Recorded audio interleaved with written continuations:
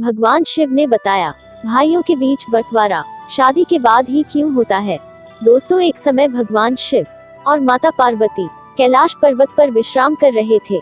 तभी माता पार्वती भगवान शिव से कहती है, हे स्वामी, आज मेरे मन में कुछ प्रश्न उठ रहे हैं। कृपया मेरे इन प्रश्नों का उत्तर देकर मेरे मन की जिज्ञासा को शांत कीजिए।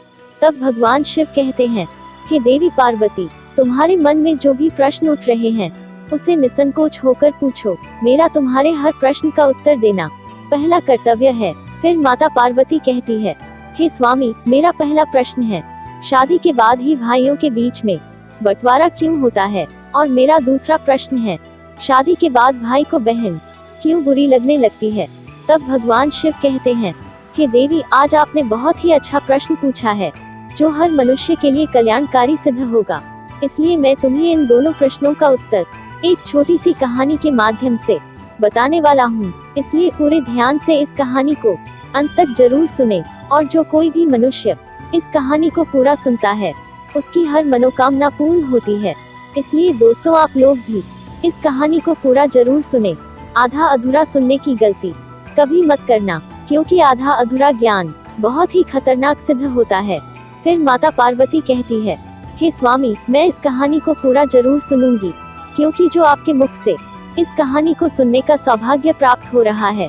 दोस्तों, फिर भगवान शिव कहानी को सुनाना प्रारंभ करते हैं। बहुत समय पहले की बात है। एक किसान अपनी पत्नी और 3 बेटों के साथ एक नदी के किनारे रहता था। किसान के तीनों बेटों की शादी हो चुकी थी और पूरा परिवार एक साथ सुख शांति से जीवन व्यतीत कर रहा था।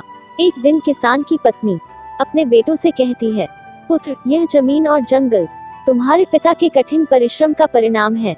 जमीन की उपज और जंगल की लकड़ियों को बेचकर ही तुम्हारे पिता ने इतने सारे मवेशी खरीदे और इतना बड़ा घर बनाया जिसमें हमारा सारा परिवार आराम से रह सकता है। दोस्तों, उस समय किसान के तीनों बेटे एक टीले पर खड़े थे, जहां से धान के लहलहाते खेत दिखाई दे रहे थे।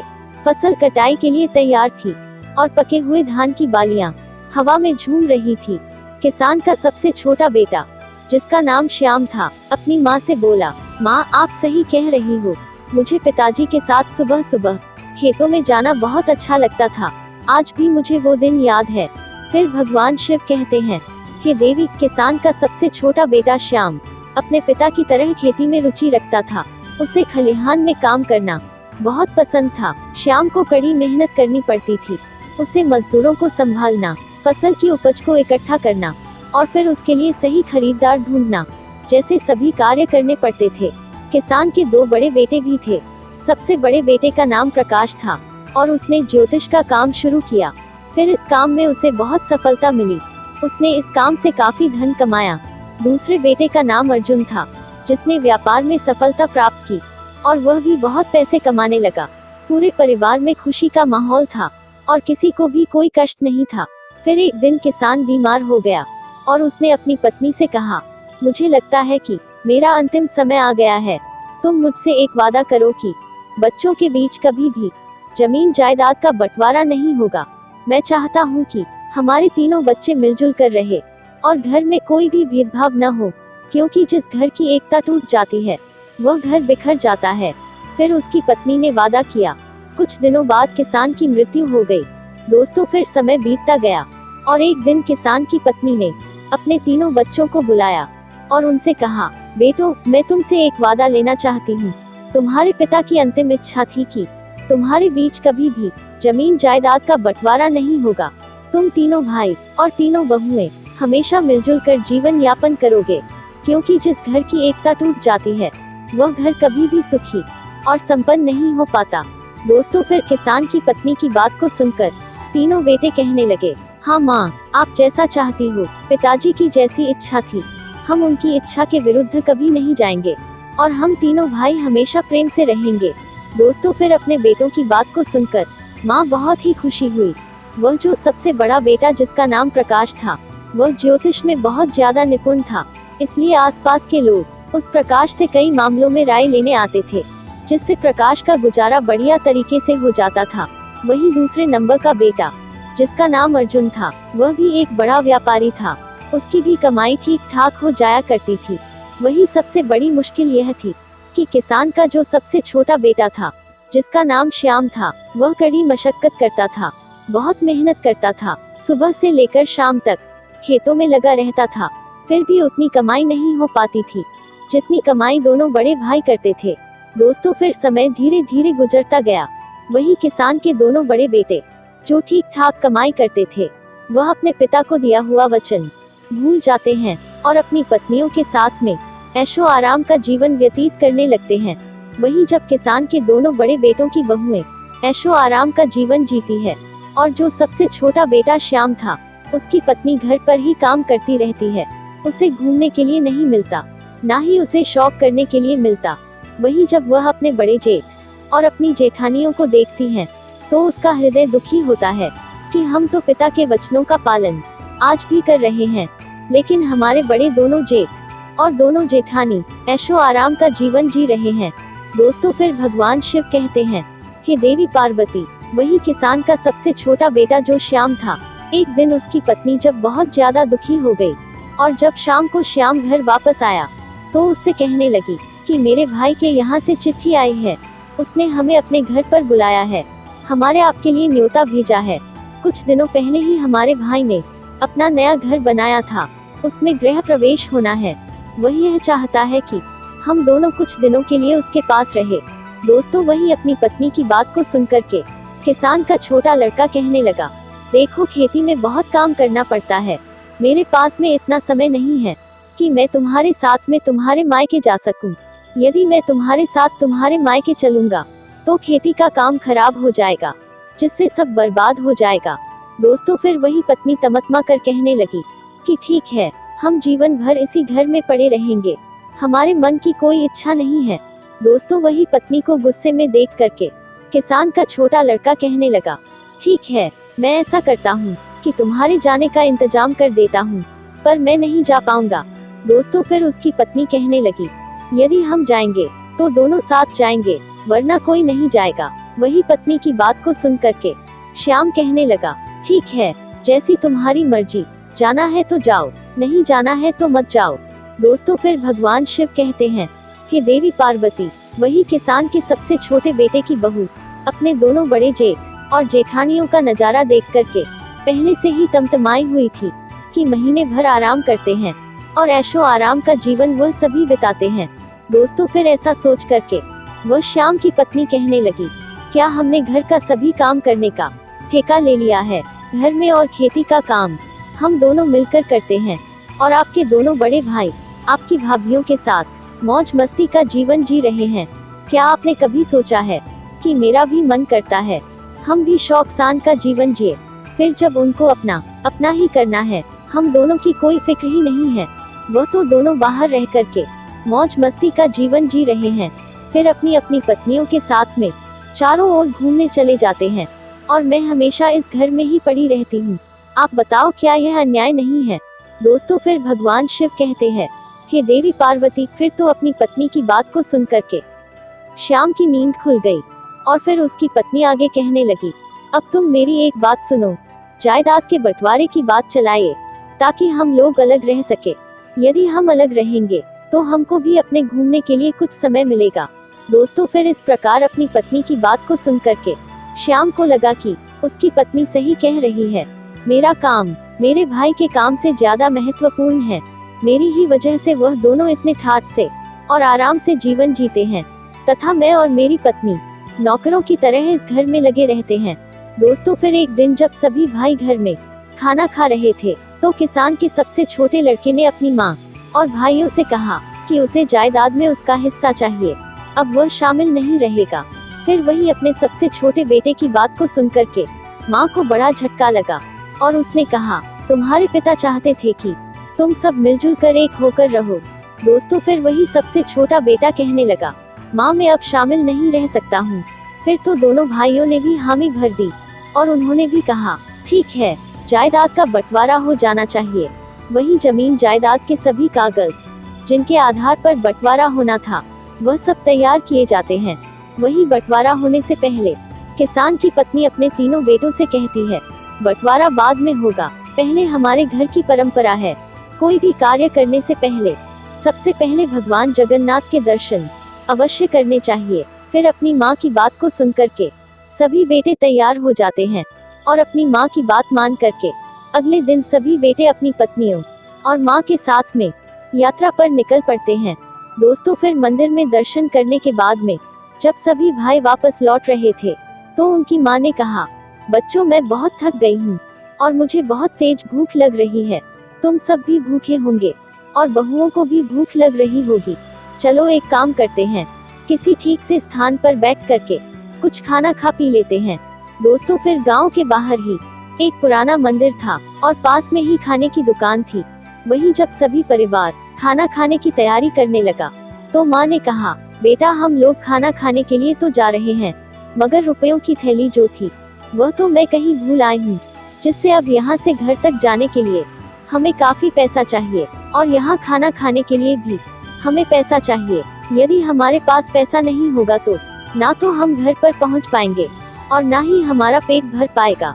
अब तो एक ही उपाय है, जो कि मैं इन बहुओं के साथ में इसी मंदिर में रुकती हूँ और तुम तीनों भाई एक काम करो, किसी गांव में जाकर के कोई काम ढूंढ लो जिससे कुछ रुपयों का जुगाड़ हो जाए।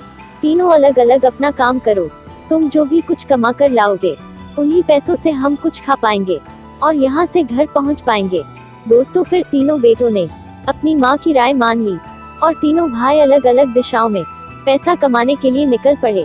दोस्तों फिर चलते चलते किसान का छोटा बेटा श्याम जब कुछ दूर बढ़ा तो वह एक स्थान पर पहुंचा जहां कुछ लोग गंभीर चर्चा कर रहे थे। फिर श्याम ने उनसे पूछा, आप लोग इतने उदास क्यों हैं? क्या बात है? क्या मैं आपकी मदद कर सकता हूँ? वहाँ पर खड़े लोग बोले, इस जमीन के इस हिस्से में हमेशा पानी जमा रहता है और हम यहाँ कुछ भी उगा नहीं पाते हैं, फिर भी हमें राजा को इसका लगान देना पड़ता है। अब हमें समझ में नहीं आ रहा है कि क्या करें। तब श्याम ने कहा, अगर मैं आपको धान उगाने का तरीका बताऊं तो मुझे क्या इनाम मिलेगा? तब लोग बोले, अगर तुम हमें इस जमीन पर धान उगाने का तरीका बताओगे तो हम तुम्हें 200 सोने की मुद्राएं देंगे।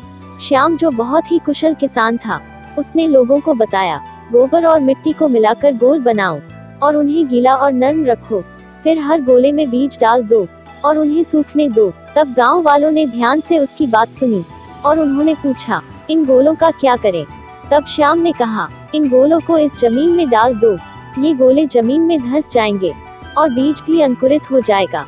दोस्तों फिर गांव वालों ने श्याम के बताए हुए तरीके का पालन किया और उस बंजर जमीन में बीज अंकुरित हो गए। तब गांव वालों ने श्याम को धन्यवाद दिया और खुशी खुशी उसे 200 मुद्राएं भेंट की। दोस्तों फिर श्याम उन मुद्राओं के साथ अपनी माँ के पास उसी मंदिर में लौट आया। दोस्तों किसान का दूसरा बेटा अनुज घूमते घूमते एक दिन एक ऐसे स्थान पर पहुंचा जहां उसने देखा कि एक व्यक्ति पेड़ के नीचे बैठा हुआ बहुत उदास नजर आ रहा था। फिर अनुज ने उससे पूछा, आप इतने चिंतित क्यों हैं? क्या मैं आपकी किसी तरह से मदद कर सकता हूँ? फिर वह व्यक्ति बोला, हम 4 भाई हैं, हमारे पिता के निधन से पहले उन्होंने अपनी सारी संपत्ति हम चारों में बांट दी थी, लेकिन एक काली बिल्ली थी जिसे बांटना बहुत मुश्किल था। हम सब ने तय किया कि बिल्ली हम सबके साथ रहेगी। फिर एक दिन उस बिल्ली की एक टांग टूट गई जो मेरे हिस्से में आई थी। मैंने उसकी जख्मी टांग पर तेल लगाकर पट्टी बांध दी। बिल्ली को आंच अच्छी लगती थी, इसलिए वह चूल्हे के पास सोने चली गई। जैसे ही वह सोई, चूल्हे से निकली एक चिंगारी उसके तेल लगे कपड़े पर गिर गई और आग लग गई। जब बिल्ली वहां से भागी तो आसपास के घरों में भी आग लग गई और सब कुछ जलकर राख हो गया।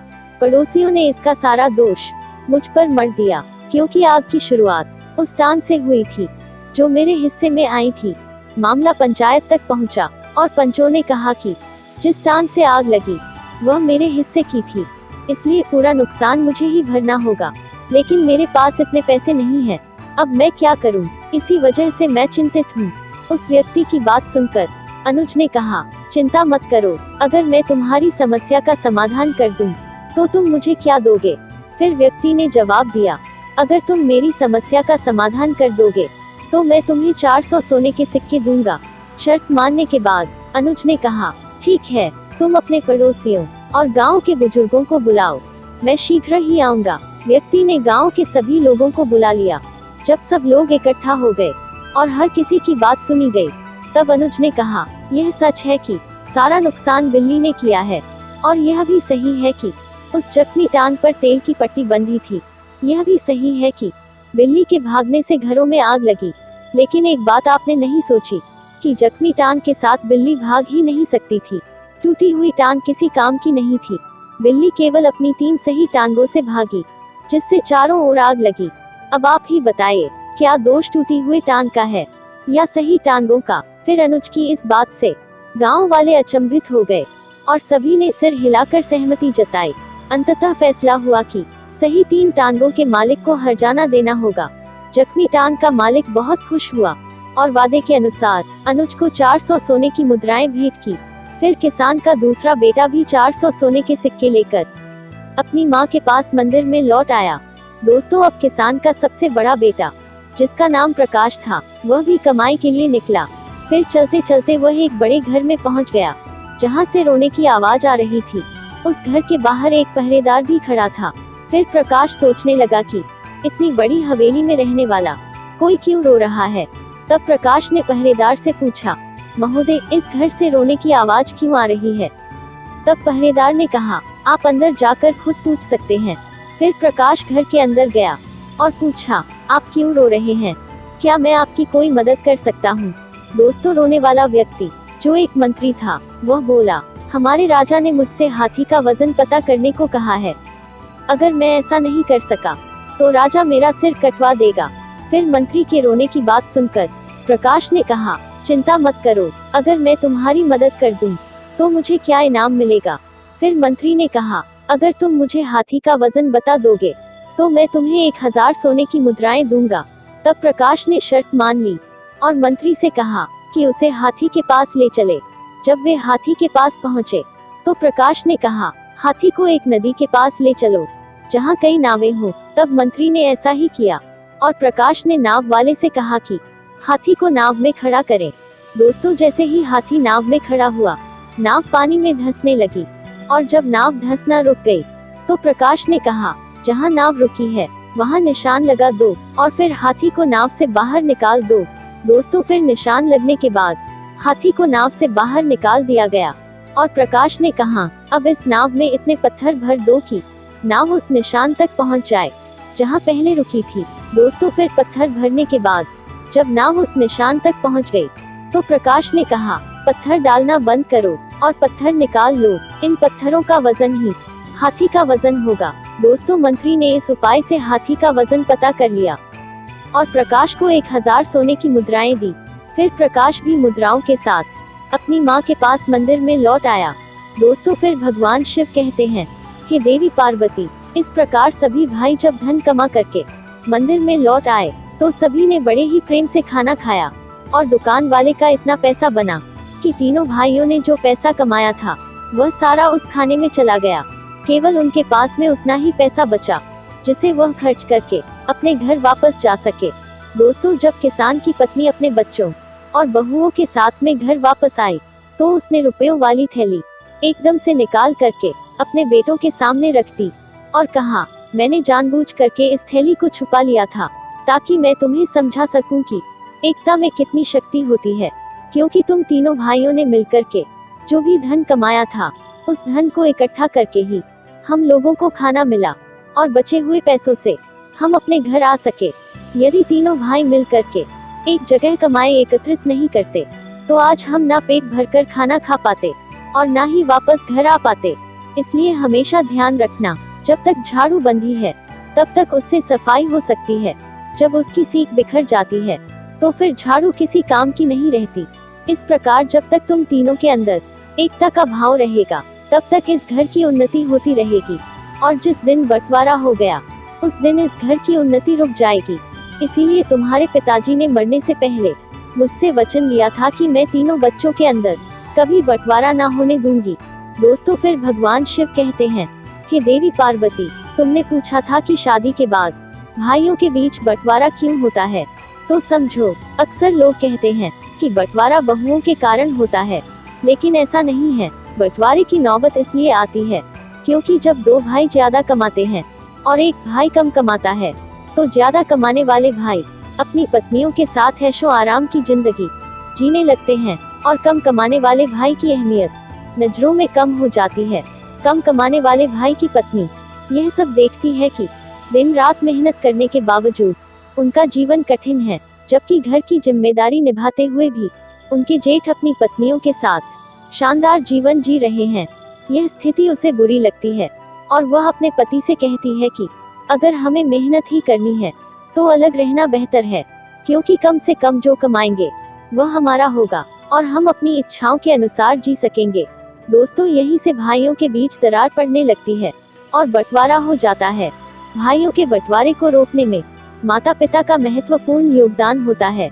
यदि माता पिता अपने बच्चों में संस्कार डाले कि चाहे कोई कमाए ज्यादा या कम, सभी भाई अपनी अपनी कमाई एक जगह एकत्रित करें और एक साथ बैठकर निर्णय ले कि क्या करना है और सभी बहुओं को समान अधिकार दे, तो बंटवारा नहीं होगा। यदि ऐसा होगा तो इस बुद्धिमान माँ के बच्चों की तरह घर में कभी बंटवारा नहीं होगा।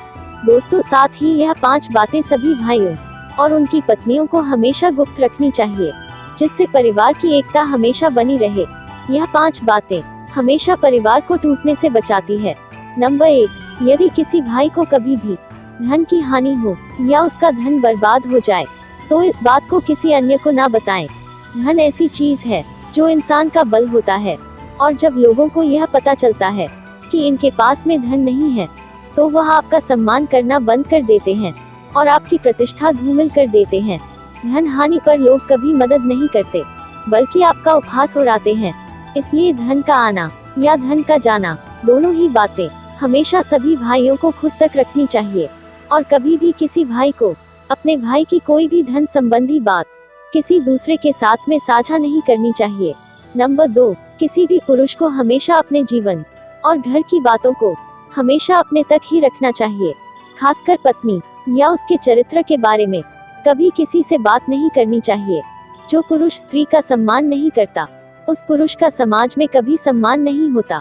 ऐसे पुरुष की प्रतिष्ठा हमेशा दांव पर रहती है। इसलिए अपने परिवार में सभी स्त्रियों का सम्मान करें और अपने परिवार की बातें कभी किसी को ना बताएं।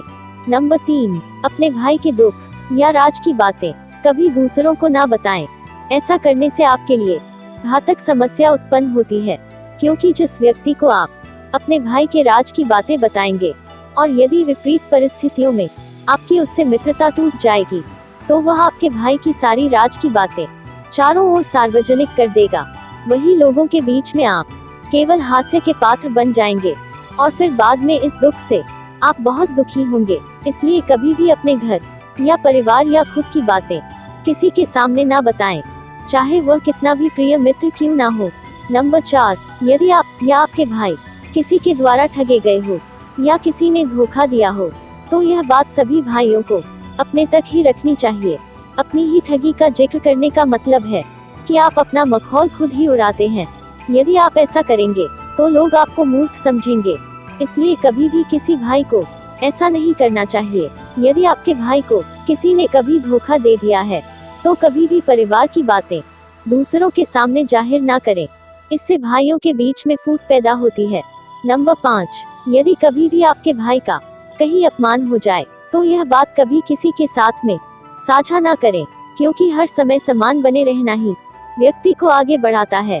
यदि जीवन में आपका या आपके भाई का कहीं अपमान हुआ हो तो कभी भी दूसरों के समक्ष जग जाहिर नहीं करना चाहिए, क्योंकि ऐसा करके आप अपना सम्मान स्वयं ही गिराने का कारण बनते हैं। इससे भाइयों के बीच में फूट पैदा होती है।